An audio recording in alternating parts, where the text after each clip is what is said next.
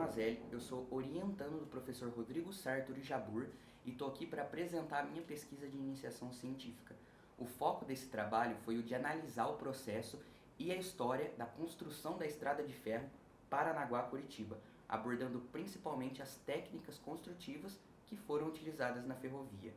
A ideia de projetar e construir uma estrada de ferro surgiu como solução para resolver dois problemas que o Paraná da segunda metade do século XIX encarava.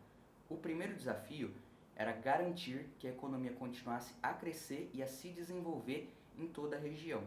Já o segundo era assegurar uma comunicação mais eficiente com o interior da província. A construção da ferrovia, inicialmente, ela seria conduzida pelo engenheiro Antônio Rebouças. Porém, no ano de 1874, infelizmente, ele acabou falecendo e todo o projeto da Estrada de Ferro ele foi incorporado por uma empresa francesa chamada Companhia Geral de Ferrovias Brasileiras. E foi assim que no ano de 1880 a construção da Estrada de Ferro teve início, sendo chefiada pelo engenheiro italiano Antonio Ferrucci. A partir de todo esse contexto, essa pesquisa teve o objetivo de estudar as técnicas construtivas utilizadas na ferrovia em conjunto com as principais estruturas metálicas que foram construídas ao longo da estrada de ferro, levando em consideração os materiais utilizados, mão de obra envolvida, engenheiros responsáveis e principalmente o sistema construtivo aplicado na construção da linha férrea. É importante falar aqui que a estrada de ferro Paranaguá-Curitiba se divide em três seções principais.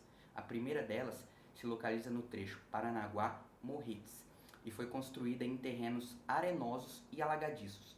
A obra que merece mais destaque nesse trecho é a ponte sobre o rio Ribeirão, localizada no quilômetro 14 da ferrovia.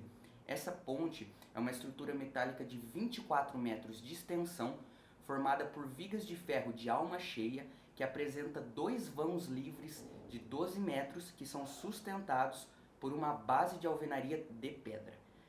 Já o segundo trecho da ferrovia se localiza entre Morretes e Roça Nova e abrange toda a subida da Serra do Mar. E segundo relatos da época, foi o trecho mais desafiador para os engenheiros envolvidos na construção da estrada de ferro. Nesse momento, o engenheiro que comandava as obras da ferrovia era o italiano Antonio Ferrucci, que acabou desistindo e passando o cargo de engenheiro-chefe para um brasileiro chamado João Teixeira Soares, que assumiu o comando das obras no início da subida da Serra do Mar.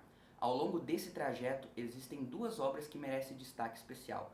A primeira é a Ponte São João, uma estrutura de 112 metros de extensão, dividida em 4 vãos que são apoiados sobre pilares de ferro batido e bases de alvenaria de pedra.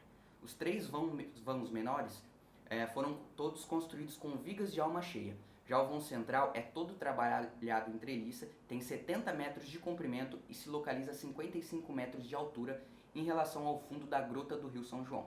Isso configura essa ponte como a mais extensa e a mais alta de toda a ferrovia. Toda a estrutura ela foi feita na Bélgica e depois transportada em partes para ser montada aqui no Brasil. E na construção da ponte, ao todo, foram utilizados cerca de 3.000 metros cúbicos de alvenaria, 400 mil quilos de ferro e mais de 300 metros cúbicos de madeira. A segunda obra que foi analisada e que merece destaque especial é o Viaduto da Grota Funda, hoje conhecida como Conselheiro Sinimbu. Ao todo, a estrutura, que se localiza a 45 metros de altura em relação ao vale, apresenta 60 metros de extensão, dividido em 3 vãos de 20 metros cada, que são apoiados sobre pilares de ferro laminado batido e bases de alvenaria de pedra. Já na sua construção, foram utilizados cerca de 1.300 metros cúbicos de alvenaria e mais de 200 mil quilos de ferro. E por fim, eu vou comentar sobre o último trecho da ferrovia, que corta a Mata de Araucária e se localiza entre Roça Nova e Curitiba. A obra que merece mais destaque nesse trecho é o Viaduto João Negrão, ou popularmente conhecido como Ponte Preta.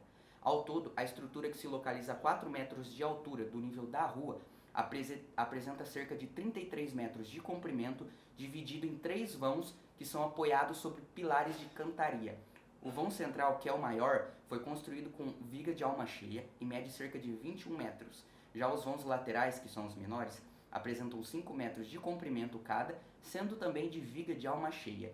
É importante falar aqui que toda a construção da ferrovia Paranaguá-Curitiba foi realizada por operários contratados, porque a companhia ficou proibida de usar trabalho escravo. Então, muitos imigrantes, entre eles alemães, poloneses e italianos, foram contratados para construir a ferrovia. E com a entrada do João Teixeira Soares como engenheiro-chefe da obra, a companhia ferroviária passou a contratar operários da Bahia e do Rio de Janeiro.